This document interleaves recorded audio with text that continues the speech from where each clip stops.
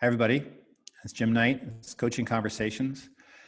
And today is going to be extra special. I have this extremely subdued group of partners in my work. They've graciously allowed me to be a small part of the hard work they're doing to create courses for equity at NEA.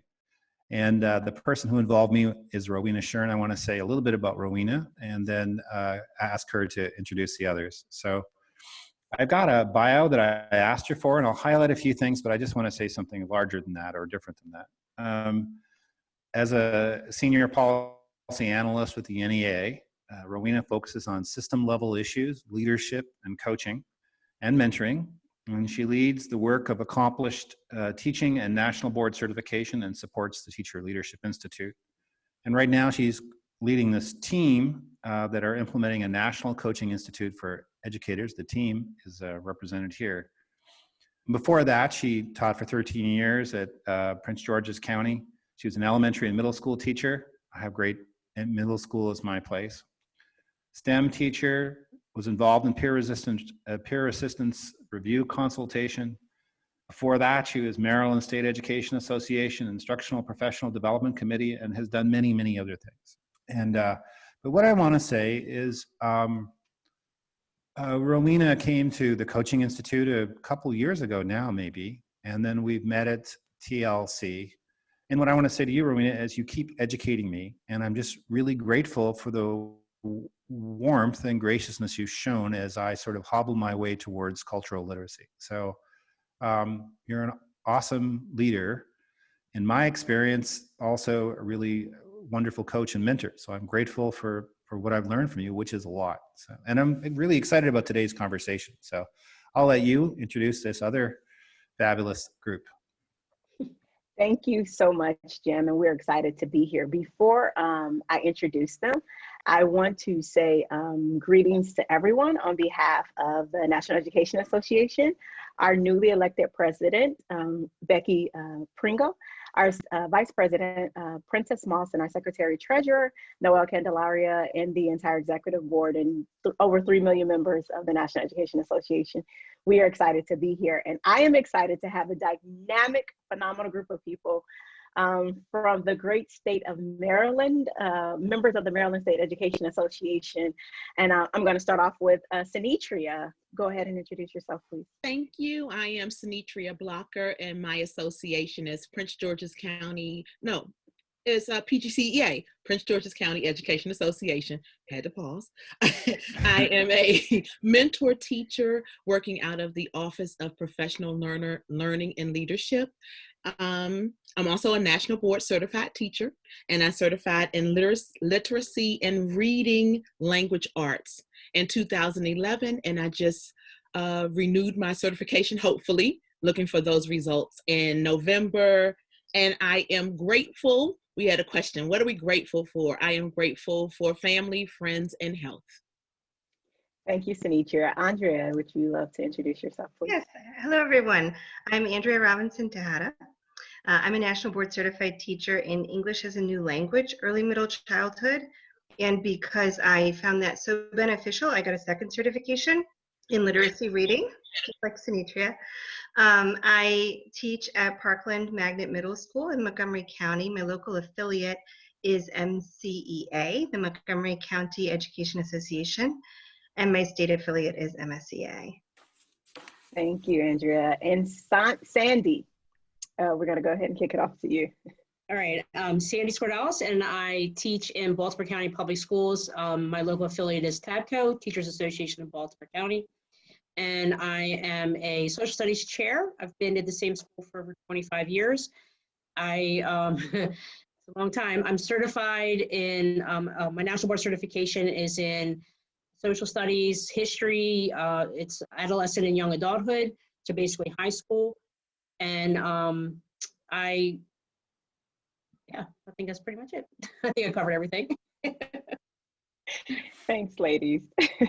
So gratitude, what's something you're grateful for? And Sinitria was kind enough to give us a little heads up. And so Rowena, how about you, and Sandy and Andrea, what's something you're grateful for?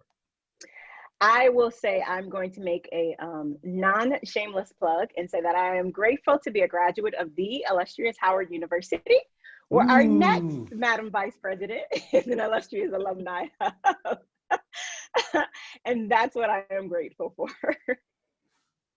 Wonderful. Congratulations. We should do applause, right? That's like an Yes. applause thing. HBCUs. Okay, I'll go next. I'm grateful for, I have a wonderful work family since I've been at my school, Patapsco High School, for a very long time. And I've had the opportunity to hire many of the teachers that are in my department, and also I've brought back many students who are now teachers in our school. And so just having an opportunity to have a work family as opposed to like just coworkers, we've got each other, supporting each other through this COVID and any other situations that arise. So I'm just really grateful for that team of people that I have to share this with. So I'm grateful for the teachers who teach my children. And I really kind of have this side row view, right? Because my son's in the next room Zooming and my daughter's in the other room Zooming. And so I hear the interactions that they have and the relief I feel when I hear them laugh and enjoy themselves and they're participating. And I think that was a source of huge anxiety for a lot of parents. So as a parent who is also a teacher, I can say that that's my gratitude, is the instruction my kids are receiving in distance learning. That's wonderful. Okay, so just to get things going, maybe tell me a bit about how this came to be. Why did you end up putting this together? How did it just get started, and why is this initiative for equity and coaching? Where did it come from? So I'll put that question out there to start. Sure, not a problem. And so just to give context, NEA has definitely been a social justice warriors in that space for years and decades and decades. And so most recently back in 2015, at the Representative Assembly, and NEA is governed by the members. They elect representatives to speak for them. And so in 2015, we had a new business item B, and it was groundbreaking because it was the first time in which we actually acknowledged the reality that institutional racism exists. And I remember I was there in the delegation floor as a former teacher leader. It was powerful, it was dynamic, and it's just the idea that we say that institutional racism exists, it is real, and we're looking to occupy that space, to move this conversation, to move change through policy, legislation, whatever it may be. NEA has just really taken on the reins with that. And so that new business item really began to shape and guide the work within the Center for Great Public Schools, which is the center in which our work comes out of. In our department, which is teacher quality, we focus on teaching and learning. And so that new business item really begins to shift the way in which we process and think through teaching and learning, to look at it from that diversity, equity, and cultural competency lens. Because we want instructional professional coaching practices that speak to equitable learning and an environment that really reflects that, not just for teachers, but for students, because we want great public schools for every student, regardless of their zip code. And we know that, and we recognize that some school districts don't have funding for the coaching space. We recognize that, and we understand that. And so as an association, we really begin to look at that and how can we provide space for teacher leaders, such as the three women on the session with us tonight, to come in and to provide supports for our members in a way that continues leadership opportunities without having to leave the classroom, but at the same time, honoring and respecting the fact that diversity, equity, and cultural competency shows up in our classrooms every day. It shows up in a teacher's lounge every day. It shows in community meetings. It doesn't matter where you are. These conversations, these policies, all of it shows up. And so what are we doing with it when it shows up is important. And so, and as teacher leaders and coaches in different respectives, we recognize that we're unfortunate in leaving people to try to figure it out on their own. And that's what we don't want to do. We want to create a system and a space in which we talk about PLCs, but the true authenticity of PLCs, in which we can have sometimes courageous conversations, and they are necessary. And so we look at our work in that way, and we look at it in terms of the professional work environment, that supports our students, that supports our parents, and that support communities.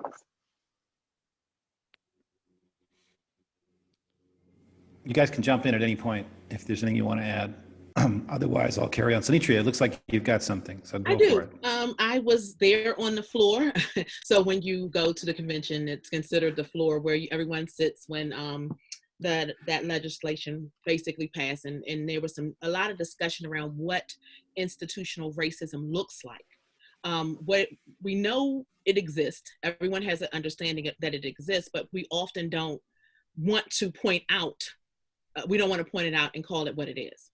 So when Rowena came forth and asked this wonderful group of ladies to come together to really, you know, put those coaching conversations and develop a curriculum around that, it was a great opportunity. So it has opened up a lot of doors to have conversations, even within my own position with my colleagues, to say, you know, this is what I see when this happens, and have them to say, oh, you know, this is what I see. So just opening up those doors for conversation.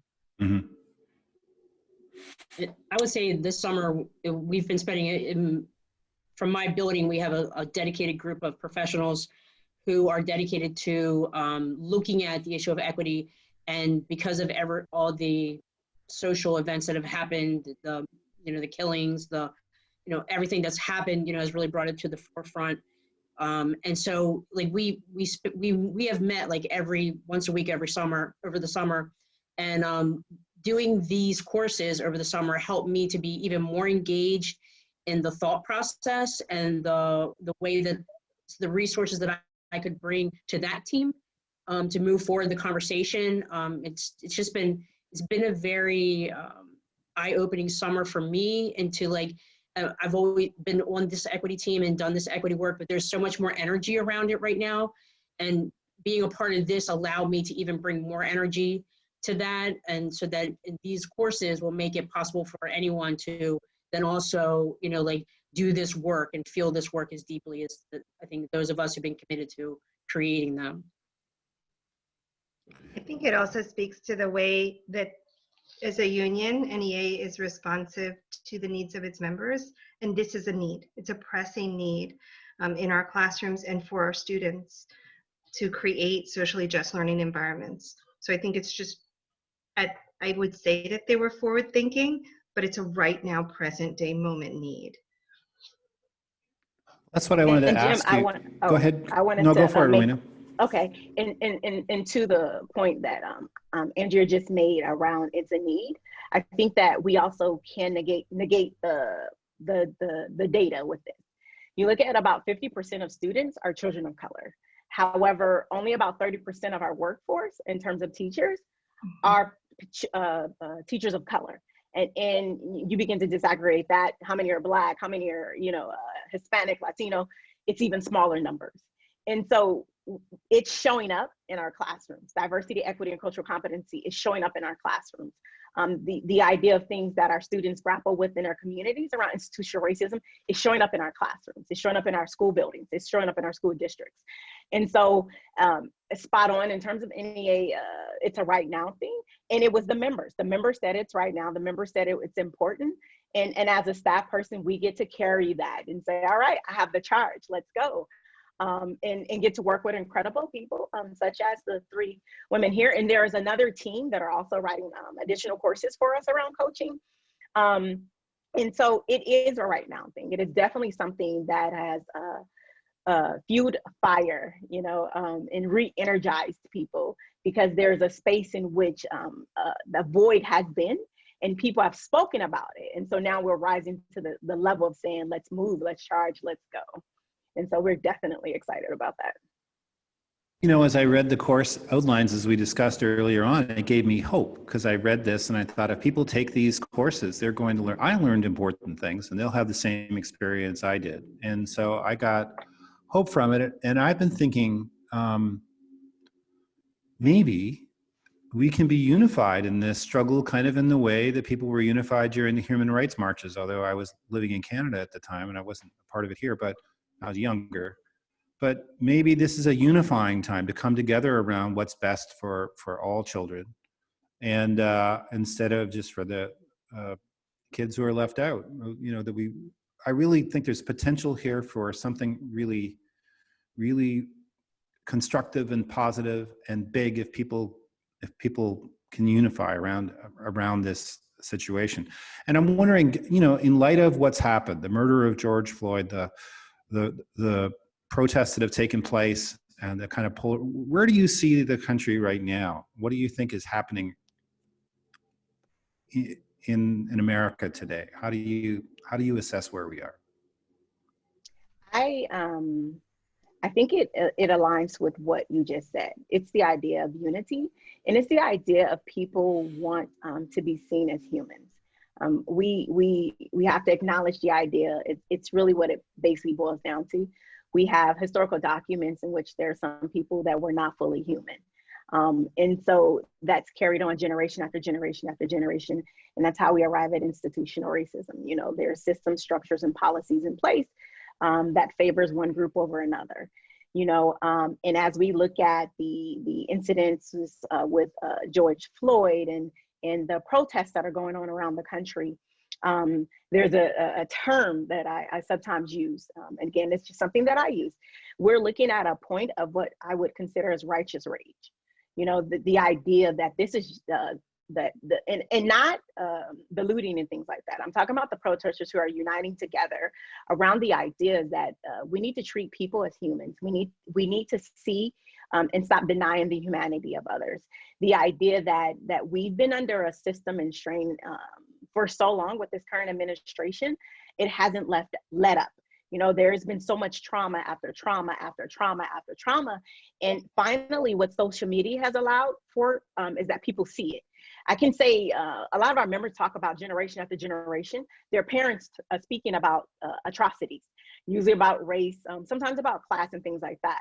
And people would push back with, well, what were you doing before? You know, like if you've gotten stopped, put over and things like that, and you're like, I was walking down the street. And whereas now we have social media shows what's going on. And people are now being confronted with a lot of cognitive dissonance, meaning you say one thing and you say you believe this, but now your behaviors are showing something different. And that's what we're looking at with this, where we are, the current climate within the country. It is the idea of a righteous rage. It's the idea that people are tired, people are frustrated, and people are at a place where they're just ready to say that, let's see each other all as humans. Let's break down these barriers and walls and things of the idea of race, culture, gender identity. I mean, like there's so many boxes that we put people in. Can we just see each other as human? And that's really what this is right now. We see the protesters, we see them at a place of righteous rage that says, can we see each other as human? Mm-hmm. And my superintendent had a book study this summer on bias. And it's a really great book. And it speaks to the fact that we all have biases. Like we all have something that we believe for whatever reason. Sometimes our belief is rooted in, it's just your upbringing. So you may not understand that your bias is towards a certain thing if you don't explore that. So one of the courses that we worked on really gives an opportunity for educators to look at themselves and say, like, you know, I'm coaching someone, but what am I bringing to the table as a coach? Because if you're coming into my room as a Black woman and I feel that you're treating me a certain way, you know, do I really want to be coached by you? Am I going to be open and honest with you? Am I going to have the kind of conversation to help me grow as an instructor? Or am I going to feel like, you know, you're judging, or the way that you're looking at me, I don't want to let you really see who I am. So as a coach, you really want people to trust you, and you want to be able to work with them. And if we can't develop that relationship because you don't see me as human, or you don't see me as an equal, then I'm going to push back on anything that you're bringing to the table. So I think, you know, just to piggyback on what Rowena was saying, it's the idea of just having those real world conversations and understanding that we all have a bias about something, but you need to work to not have a bias against me and then come to coach me, because that's not going to work out well.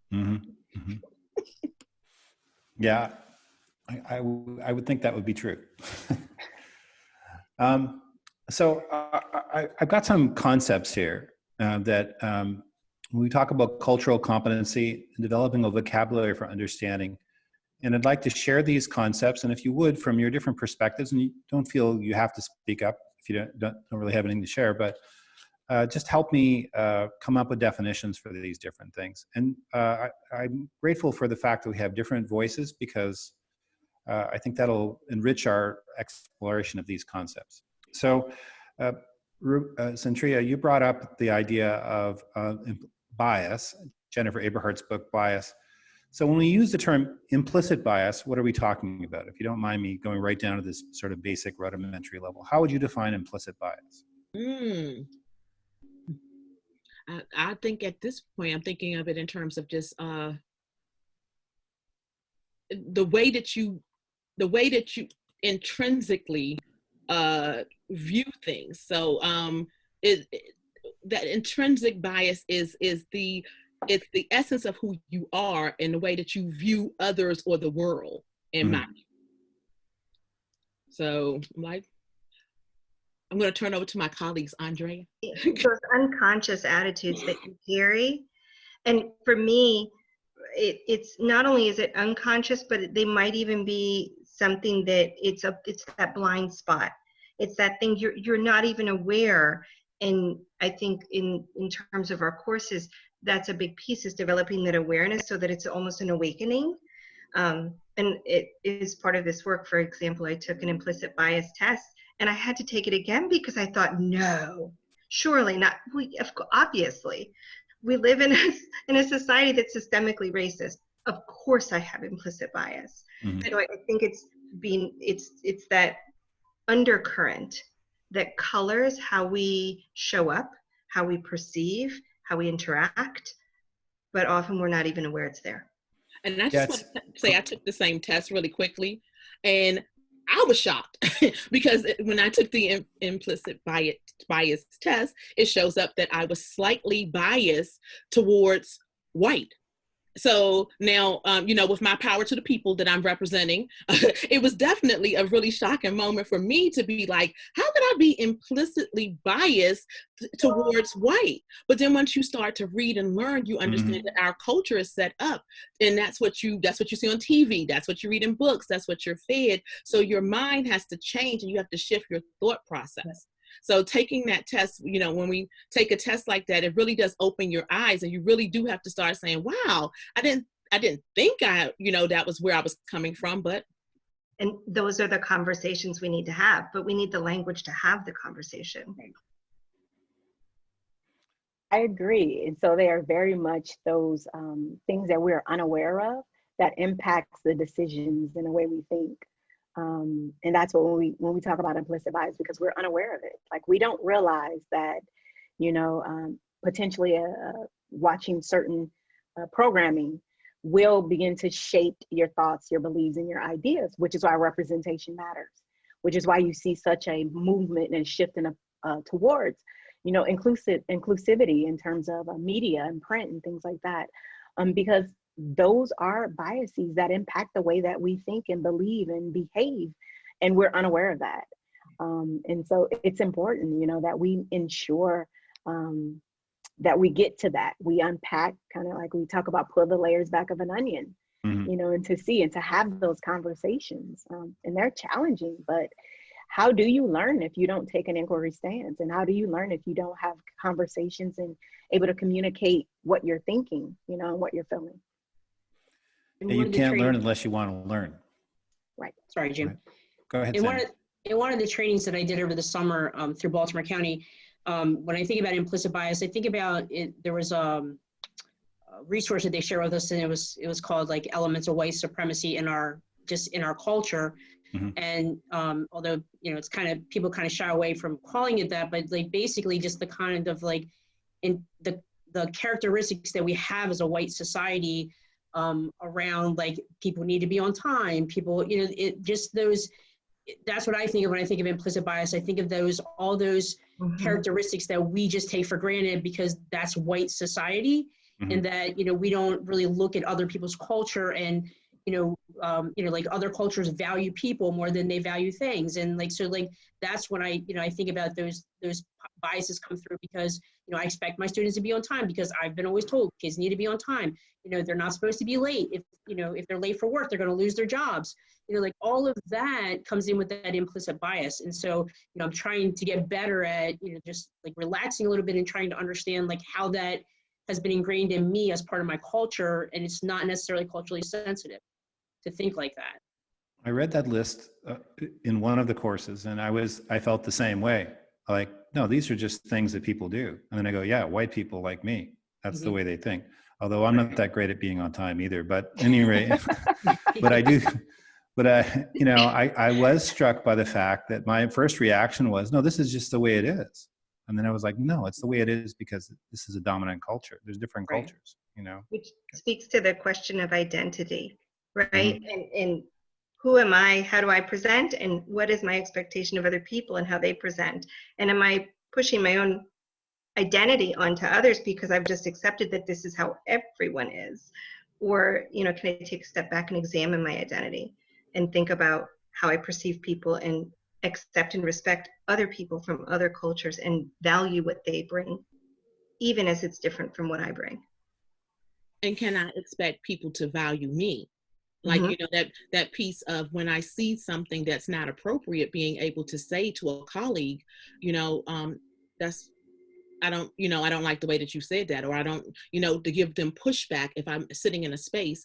And Jim, one of your, I was watching, you have short video clips, which are great, but one of them, you talked about the idea of pushing back, of, you know, being in a space where someone's doing something that is racist or any of the isms, and you just sort of feel like you shouldn't speak up or you can't speak up. So being courageous, I think that's the one. You talk about courage, and you talk about having the courage to stand in that space and say that's not acceptable. I think you have to, this is my take, but I think you have to determine what are non-negotiables ahead of time, so you're ready for them when they come. So if you say, I'm not going to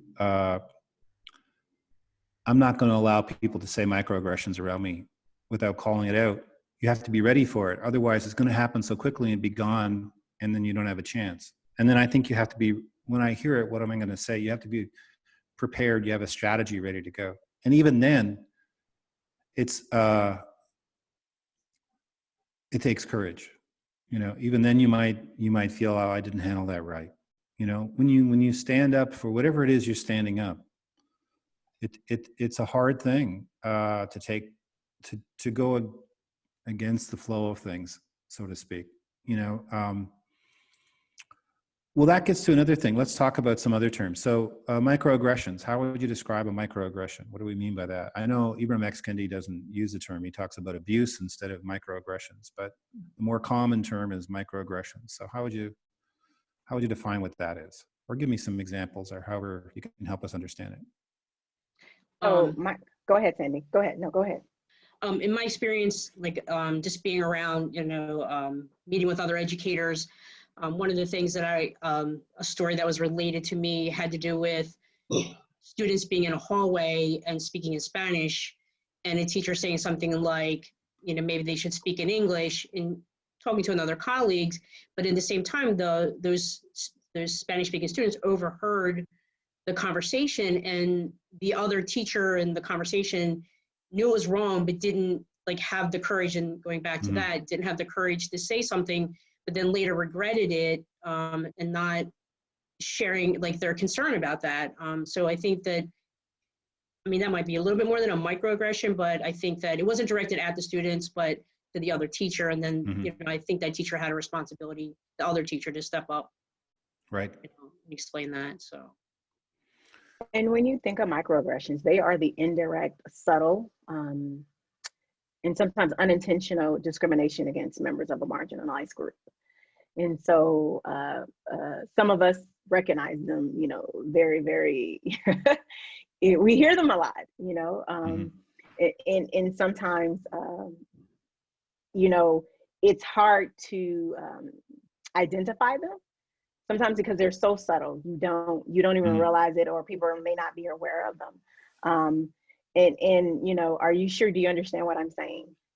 You know, and I'm like, what was complicated about what you're saying? Or like, you've been in meetings and someone say, well, you know, I want to make sure you understand. And I'm like, did you make a, you know, a complex statement in which was very technical, or something in which the language was, you know, in a subject or content area that I'm unfamiliar with? And it's like, no, okay, so then what was complicated or complex about what you just said? And there are, you know, things like that happened. I know it sometimes happen, not, and again, it's about marginalized groups. And so, you know, we see it sometimes within our LGBTQ communities, in a way in which we communicate with them. You know, we see it within, sometimes when we speak to women, because we can speak to them, you know, with the idea of mansplaining. And so these are, you know, different ways that we can see microaggressions occur. And sometimes you can't give it a name, but you know the feeling of it, you know, like, and sometimes we'll look at each other like, did we just experience the same thing? Like, yes, we did, you know. There's sometimes some, in some meetings I've been in, and it may just be two women in the meeting. And sometimes you're kind of noting when the women were allowed to speak, or when what they said was validated. Because sometimes a woman can say the exact same thing that a man said, and it'll be like, exactly, Jim, what you just said. And I'm like, 5 minutes ago, Sandy said that. Like, so when Jim said it was right, exactly spot on. But when Sandy said it, it wasn't. Like, why is that? And having to circle back around, you know, I know I'll be very honest, I'm good with that. I'll circle right back around. Sandy, let's go back to what you said.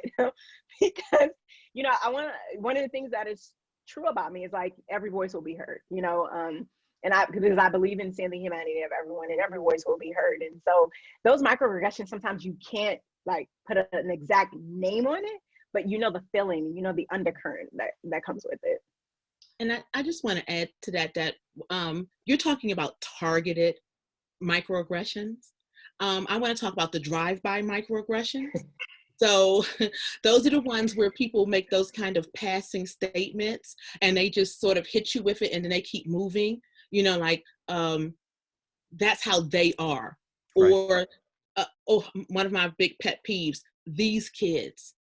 So, you know, you're working in a school, and you know, someone throws out the term, these kids, oh, these kids don't know that, or these kids can't do that, or these kids don't have a computer. And you wonder where they got that data from to support the fact that they don't have computers in their home, or they don't know how to do something. And I think, like Rowena said, every voice will be heard. I think that I'm definitely of the mindset to be like, oh, so, you know, when I hear one of those kind of drive-by microaggressions, I'm like, well, what makes you think that? Or how do you know that? So it just, it creates a space when people who know me or who are familiar with me tend not to hit me with the microaggressions, or to do them in my presence, because I have had those courageous conversations and said, this is not acceptable. I think you raised a valid point as well, both of you, in fact, about the ability to respond. And when I think about our interactions with students and how students may not have the capacity or the voice, likely won't, because they won't challenge an authority figure, to respond. My son is Latino, and this whole dialogue about microaggressions, I had this conversation with him because we were talking about identity.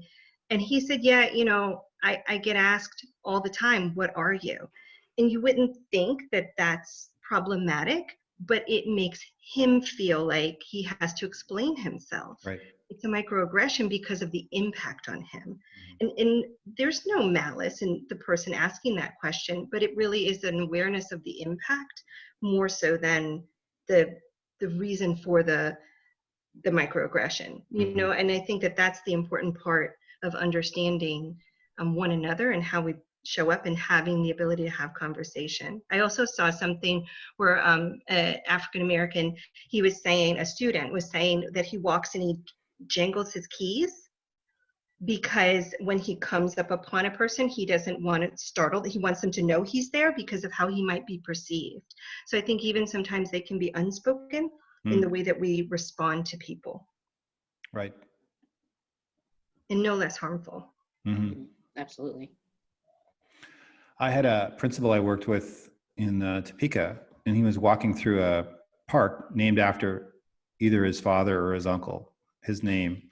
And when he walked through the park, he's a principal and he's in the park named after his family. Somebody clicked on their door locks as he walked by. And Yep. that's a simple example of a microaggression, you know. Yep. But what I like about the concept, and I do think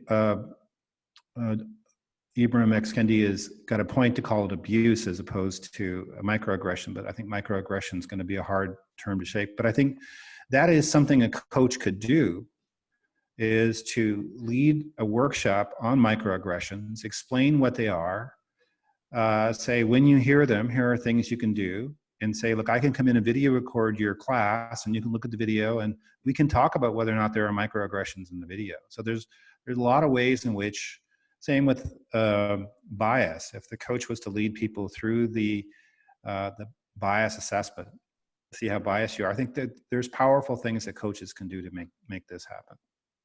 And I think microaggressions is one of them. It might be a door to a bigger awareness, you know, of what's going on.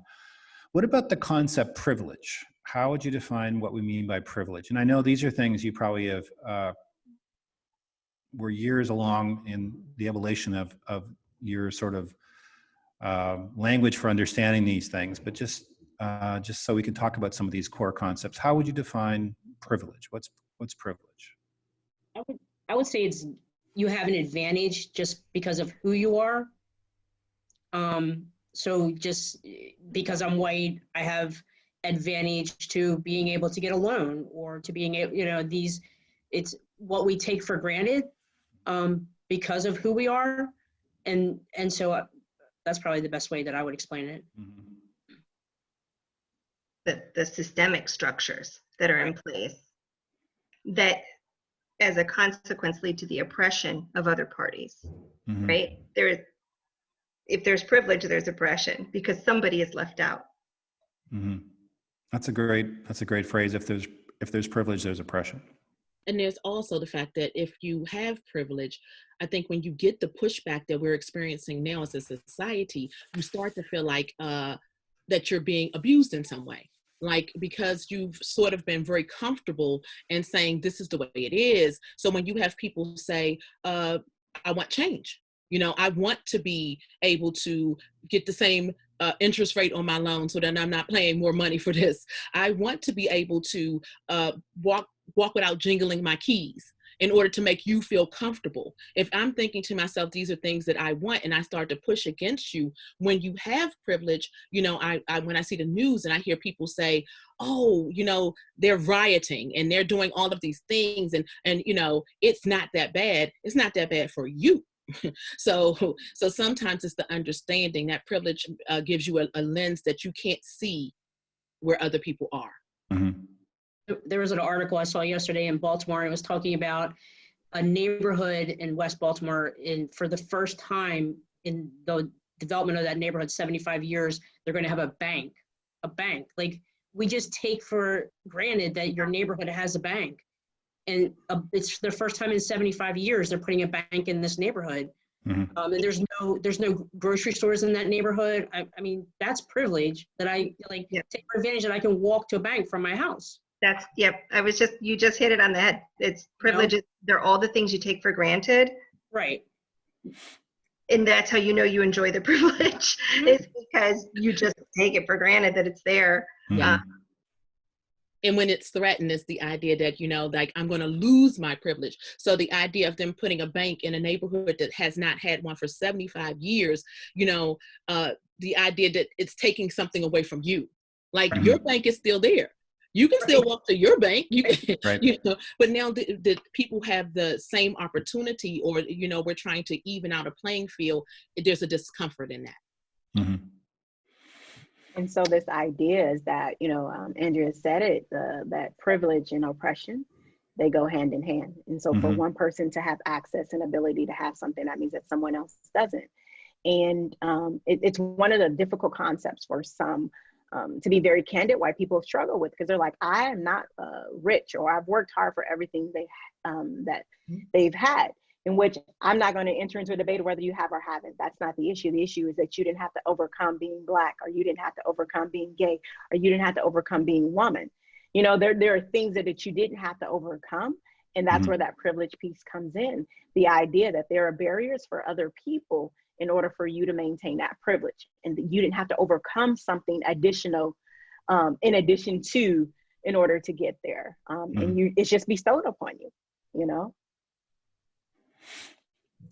This one kind of goes along with privilege, but what about structural racism? How would you define that?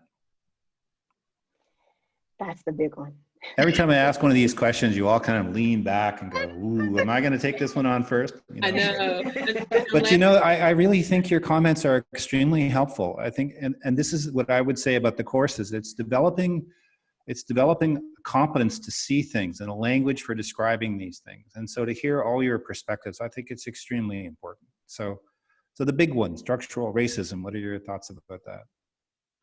Well, it's the umbrella, right? Under which all of those other things nest. It is what keeps the system moving. It is why we have the microaggressions. It is why we have privilege. It is because we have a structure in place. And I think that until you examine the structures as well, and I think that is the importance of the role of the coach. I really love that NEA is addressing the role of coaches and being able to have that ability to see the bigger picture, I want to say, and work at the micro and the macro level to help shape the systems and also work with the people on the ground, we'll say, to address the structural racism that's in place. Mm-hmm. And I guess to piggyback on what Andrea is saying, I look at it from when you said my lean back when you said structural racism was that it's the structure. So, right. You know, depending on where you stand in the structure, you tend to know where people want you. You know, it's not necessarily where I'm going to stay. So I'm going to speak for myself. It's not where I'm going to stay, but I can start a new job, or I can go into a room where I am the only person of color that's in the room. I mean, I've gone to conferences where there have been 3 people of color and I came with them. So the 3 of us are sitting together and, you know, we're the only people of color in the room. So you realize that there's a structure that is preventing people from feeling like they can move up, you know, and it's sometimes it's real and sometimes it's imagined. Sometimes it's just that it's been there so long that you feel like I don't want to, you know, I shouldn't try to be a lead teacher because this is how the people in this building think, or I shouldn't try to, you know, maybe I want to change my job and I want to be a principal, or I may not want to apply for that because there's no space for me in that room. So, you know, the structure is, like you were saying, Andrea, it's there so it's been there. We all sort of know what it is and we all sort of know where you fit. So now we're in a phase in history where we're challenging that, where people are saying, I'm not going to fit in this box because you made the box. Right. It is perpetuated by our institutions. Yeah. And so, you know, the institutions were developed by white people. And so it's perpetuated in those institutions like education, you know, and other institutions where, you know, it becomes an implicit part of that institution. So to break those barriers in their structures becomes, you know, very difficult because that's the way they were created. So we need to break that down. I like the course that you designed, Sandy, that addresses the system, right? And what is the allocation of our leadership? What are our hiring practices? How do we adopt curriculum? Really looking at the bigger picture of the machine that keeps this moving, but looking at it through that lens of the diversity, equity, cultural competency. And just for one more thing, the coaching piece of teaching people to advocate for themselves. So, you know, a lot of times when we're working with new teachers, we may have to teach them how to stand up for themselves and say, this is, you know, this is what happened. This is what I want. This is where I'm going. So that's a part of coaching too. Teaching people to, you know, stand up for themselves and be accountable for their own actions as well.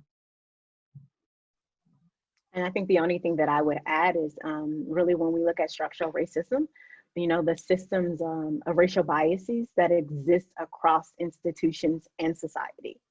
We're not talking about at the individual level where I can say that you said this to me and that made me feel, versus we go back to what was said earlier.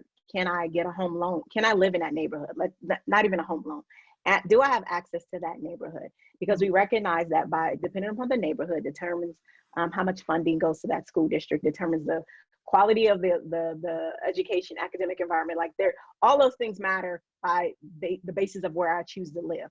But for some of us, that's not an option. That's not a choice. I can't choose where to live. I'm directed and guided into the communities in which I can live because I'm a person of color, because I am Black. And I give an example of that. I'm from California.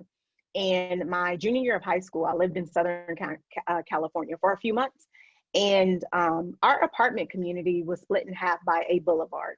And I'm just going to call it that, a boulevard. And when we went into the rental office, actually the call went first. So the call went, hey, do you have any apartments for rent? Sure, we do. And then when we went into the rental office, oh, we don't have any on your side of the street. That's what was said. And here's the key part about that. The other one side of the boulevard went to the high school that was about 2.5, 3 miles from the apartment community. We were bused from San Bernardino County to Los Angeles County to go to school. We had to be at the bus stop around 6 o'clock in the morning because school started at 7:30. We sat 3 students to a seat because there were multiple stops along the way. That is structural racism, because here it is. I have to get up extra early in the morning just to be at the bus stop on time. And and in the community that we lived in, there wasn't a bus that could take me to Los Angeles County so that if I missed the bus, I can get to school. And a lot of that was literally designed that way. Yep. There were those of us who were darker Hispanics and Black and darker Asians. We lived on one side of the boulevard, and those who did not look that way, they lived on the other side. And so there they are again. The quality of education that we had was very different than the quality of education and access to golf and different sports like that. We didn't have access to those things. We actually were not allowed to take textbooks home. We weren't allowed to carry backpacks around our school. We had armed guards in the center court where lockers were. So that right there is what systemic racism looks like, just access to quality education and based upon the community, not even something done in school. This is literally the apartment community separated in half, and like you're sent to another school that far away. Yeah, I said like 200 feet. Right, right. That's a great example. Go ahead, Sinitra. I just wanted to bring in fact, like even now, the statistics on young Black males who are suspended from school versus anybody else is crazy. I mean, like when you just look at the numbers of our students who everything that a student does can be, looked at as an aggression. This student, he attacked me. But if you have a white student that does the exact same thing, oh, he was tired and he needed a nap. So, the grace that we're willing to grant is not always even either. So that grace of saying like, let's look at more than the skin color to determine how we're going to treat people.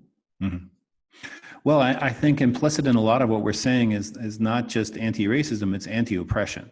And Rowena talked about, we dehumanize people. We don't see them as a person. We see them as a stereotype or a number or something other, a gender, So I really think what we're talking about here is the need for anti-oppression, to really truly see the value of every human being. Okay, which gets to my next question, which is, how would you define what a culturally responsive classroom is? It is rooted and embedded in the idea of cultural competency. And we want to be clear that cultural competency doesn't mean that you're an expert of every culture. That's not what it is. It is your willingness to be open to learn. That's what it really is. So the idea that you can value and appreciate the different cultures that are not your own, that are in a classroom. And you don't create this hierarchy of your culture is the supreme one and you should do things this way. Or the idea of we're not hearing speak English. Don't take away that student's identity. Or if we have a First Nations person who has the long hair, we're not asking them to take away that identity. And so the different practices and things that we do that says that you can come in your full authenticity, your full humanity, your full culture, And in this classroom, you're going to be accepted. And in this classroom, you have value. And in this classroom, you're respected. We see you and value you for your for being a human, you know, and that's what that looks like. It's not, I'm going to know everything about everyone. I'm not, but I'm willing to learn. You know, with each class that I have, I'm willing to learn, or each set of teachers that I work with as a coach, I'm willing to learn. I give an example of one of the schools that I worked at was one of the most diverse schools in our district. And we had about, I want to say 40 languages was spoken at the school, and it may not be that high, but amongst the staff, there were 10 languages. And one of the things that I did as one of the coaches is I immediately went to talk to everyone, and I asked questions about their culture. And one of our educators, he had been in higher ed and started teaching science in elementary school. For him, it was the first time that someone asked him about his culture in a work setting. For someone to bring in who he is and the thing, and like, how did he arrive here? And not in the way of prejudice and racism or anything like that. Like, but how did you really get here? Like, you came all that way, and you're an expert in science, and you're this, and you're teaching in an elementary school. Like, to me, that was fascinating. But it was the first time that someone asked him about his culture. I asked him to teach me some of his language. Like, those things to say as a coach, they matter. The fullness of who you are, it matters. And it also helped me not to be offended by some stuff. Like, because, you know, we all come with our stuff. And I'm like, why don't you respond to my email? But then I realized he's a face-to-face kind of person. Let me run down to his office or his classroom, and hey, I saw your email. And there were times when he would actually respond because I met him where he was, and we were, you know, we created that relationship. And then there were others, you know, I had some who were from India, and we talked about some of their traditional cultures. It was the first time that I went to a Jewish Seder. You know, I went to one of my colleagues, they had a Seder. I was like, Rowena, come on, let's go. So it's really the idea that I'm open and available as a coach to work with teachers, to learn about their culture. And then also within classrooms, you know, how do we show up and allow people to be full and authentically themselves? I think in addition to that, that there's different cultures represented in the materials in the curriculum, that they can see themselves in these materials. I think that's, in addition to all of that, I think that's really essential. And I think too, so I teach English learners, and sometimes we want to think of culture as an outside thing, but even within these great United States, we have a multitude of cultures. I was working with a teacher, and she was reading the text, and she kept saying chitterlings. And I was like, you mean chitlins? What are you talking about? And this was just a cultural disconnect for her. And I thought, we need to have a little educational moment here to talk about the importance of this staple, right? It is a food item, you know, and so I think that's, to speak to what Rowena was saying, just about being open and being able to have conversation without judgment, right? Because we're learning about each other. And I think that's the true benefit of having that openness to cultural competency, is you're always learning new viewpoints and learning about other people's cultures and their experiences. And valuing what they bring to the table and beyond food. Because, you know, we're always culturally open to finding out what different foods taste like from different cultures. But let's go beyond that to understand, you know, we have a lot of the uniform policies that I think about.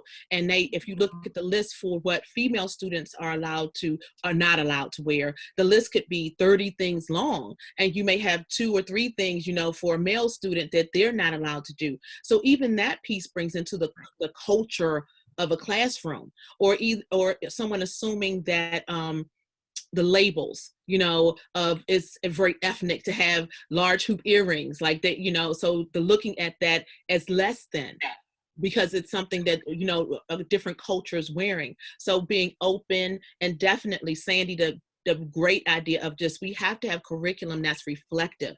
You cannot grow if you don't see yourself in that space.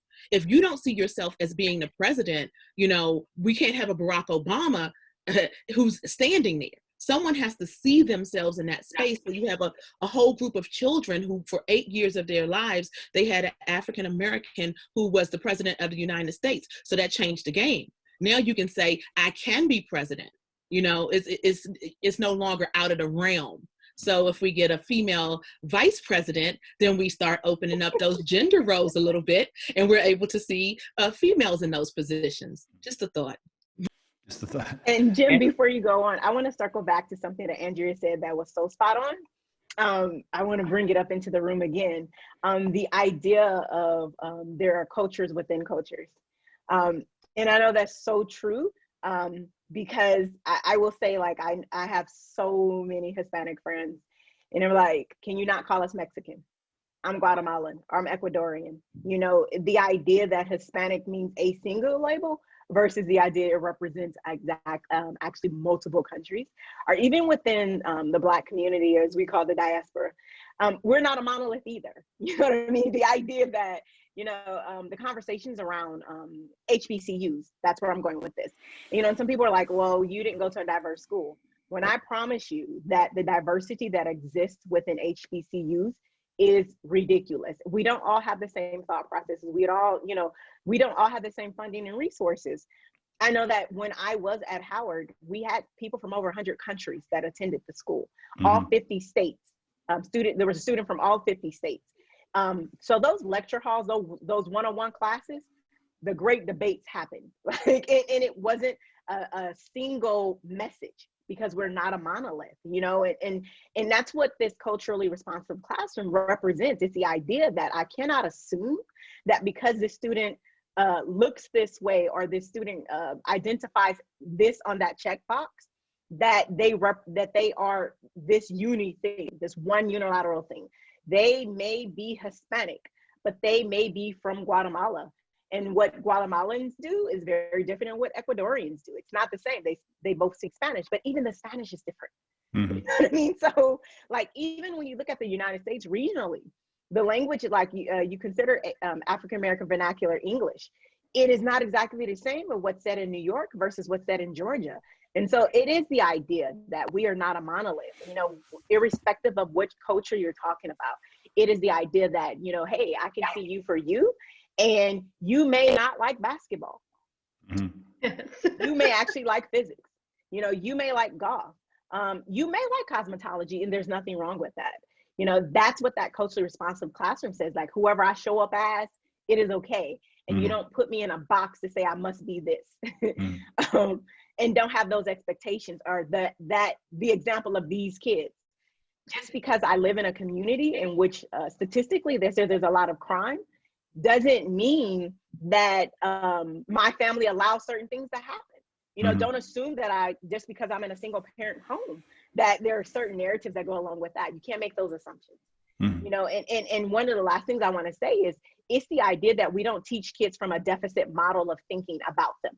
So oftentimes when we look at students from lower socioeconomic status, communities that are impoverished, we approach them with a deficit model. They can't do this. You sit in me, like, I've been in all over the country, and a list of what they can't do. And, you know, first thing I push back, can someone tell me what they can do? Because if we're going to approach them with all the things they are not, but never stop and pause and say who they are and what they can do, then we're doing a disservice. You know, and that's where that piece is. You can't have a deficit model of thinking all the time when we're talking about children. I also can't do that as a coach. I can't say that because a coach is in a particular type of school, that they lack all these different things. Because I have to have a level of expectation and a level of willing to support them as well. And so it goes both ways. The exact same way we can't have a deficit model of thinking with students, we can't have that with thinking with children, with adults either, and allowing people in their full, you know, humanity to show up. I'm going to ask, if I was to sum up what I heard, it's start with the humanity of the individual. That's kind of what I'm hearing, and you've all said it beautifully, really beautifully. We're near the end of our time, but I would like you to give me a quick summary of the 6 courses. So if you could give me like a 1-minute description or less of each course, that would really be awesome. So anybody want to start? You're asking teachers to speak for 1 minute, Jim? Yeah, I know. We got this. But I'm cool with however it rolls. Okay, just so we're not like we're not tied to this 1 minute thing. But okay, I'll jump in. one of my courses, the course title was Coaching for Self-Understanding and Connection.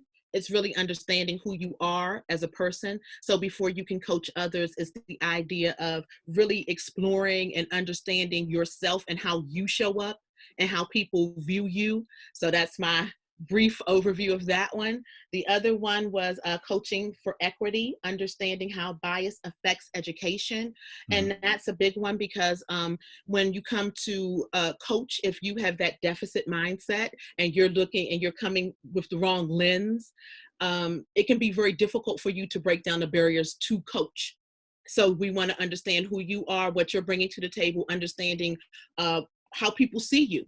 So there's a lot to explore, how people are looking at you and what they're gaining from just when you walk in a room. What are they understanding about you? What are you bringing to the table? Beautiful. Beautiful. Yeah, go for it, Sandy. Okay, so one of my courses is entitled Coaching for Socially Just Relationships.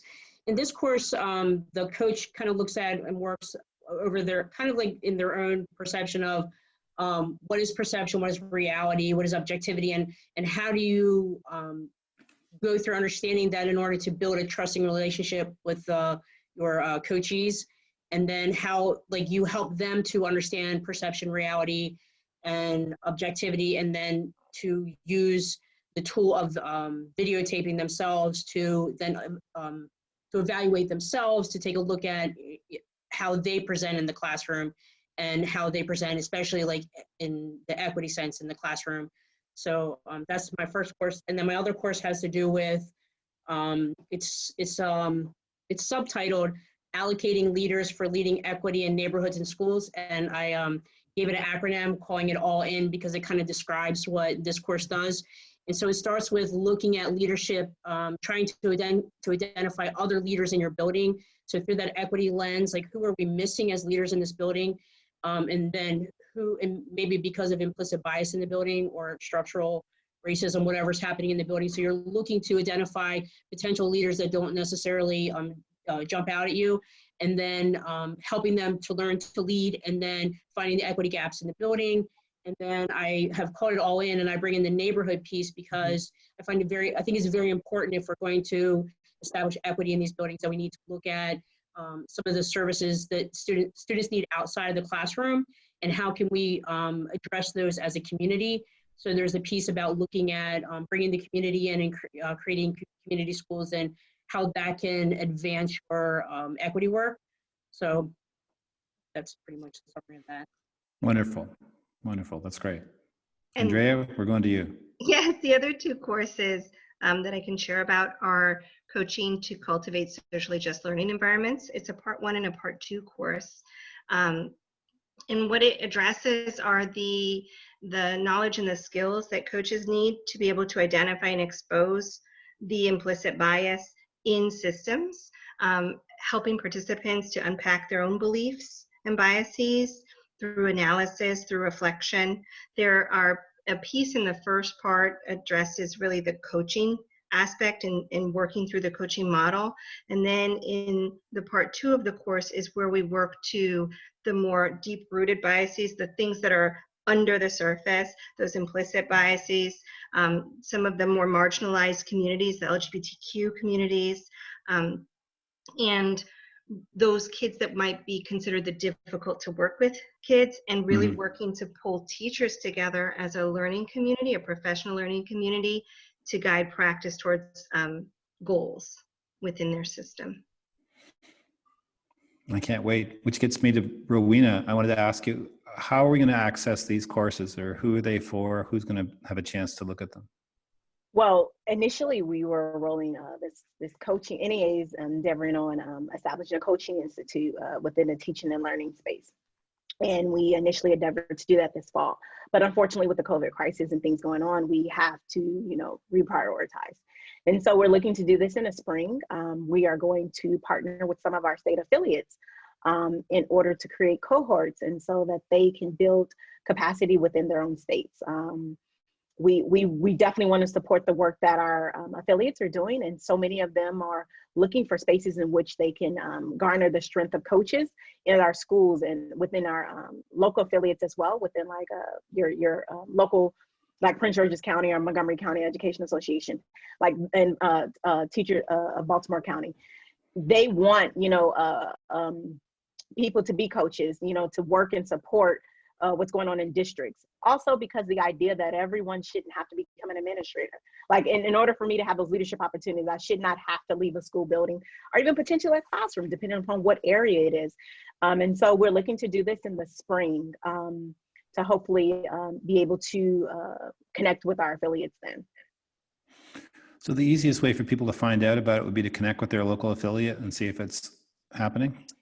Actually, they can reach me at NEA if that's just something that they're interested in doing. I'm not sure if my email address is on your website or not, but I can make sure you guys have all that information. And they can definitely reach out and we can see what we can do, because it is a member benefit and it doesn't cost our members. This is a member benefit. And this is what dues dollars help us to do, help us to support the work that as these ladies are leading, help us to support that work as well. And I want to say one thing. Okay. I want to say thank you to Cheryl Boast, who is the president of the Maryland State Education Association. I want to say thank you because she has been instrumental in allowing us to partner and work with some of her teacher leaders in the state. And so I would be remiss if I did not thank her. And she was just ready. She tooted the horn of these teachers. She was like, absolutely. So I just want to thank her. And to my colleagues in teacher quality as well. Does anyone have a last thought, something you haven't had a chance to say that you go, oh, I want to make sure I say this before we stop the conversation? Anything left over that, I know there's a million things, but if there's anything like you're burning to say something. I do. Just one thing that when Rowena was sharing last, I came to this understanding, right, that when we talk about cultural competency and really all of this conversation we're having, it's this idea that we're creating a space where people and students especially can be their authentic self, and how powerful that is to come as your authentic self and to see the potential in people. And I think that's really the high point, if you will, the gratitude moment of this work, or the hope, as you expressed, of this work, is that we can come and present as we are and be accepted, and that we can reach our potential. I was going to say something similar. I just feel like it's the right time right now. I feel like the teenagers that I teach are ready to like take on this charge and to make sure that this doesn't continue. I mean, I continually, even from my own children, they're angry at my generation, rightfully so, because we didn't take care of this.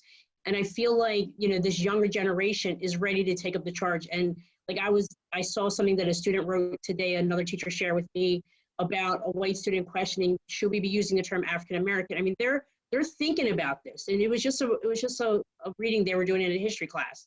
And they wrote this very long essay to the teacher about, you know, is this the way we want to be thinking? And I'm just like, to me today, that was like my very positive, like, we've got it. We've got these kids going in the right directions. So. And I guess my closing thought is the world's changing and we need everyone's help to make the positive change we want to see. Rowena? And my final thought is, again, gratitude for you too, Jim, for being willing to partner and think through this with us.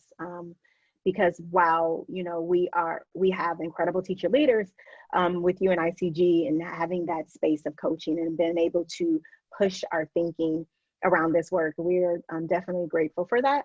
Offline conversations that the four of us had, I mean, it was really just powerful to have you in those sessions with us. And so we want to say thank you to you as well, because we wouldn't be able to do what we do had you not laid that groundwork. And we read your resources, we read your books, we combed through it, we challenged each other with thoughts. We did all of that. We had read them. Really courageous conversations. Such great resources.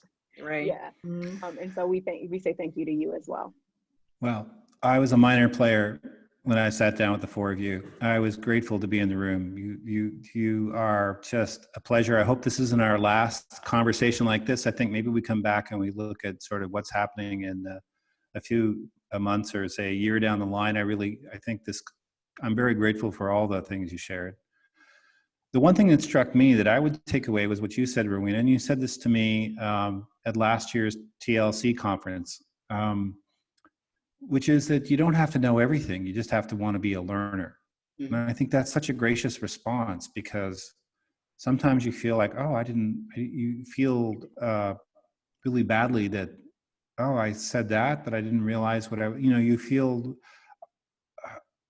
afraid to speak, afraid to act. And I think if you take the status, I just have to be open to learning, it's, and that's the coaching response too. You don't have to know everything. You just have to be open to learning. So I'm very grateful for that. But I'm grateful all three of you. And Rowena, I think you're doing such great stuff. I can't wait to see the courses. And I've already had a chance to go through them, but I see them when they're really happening. And what a contribution it's going to be. I just can't wait. So thank you so much. And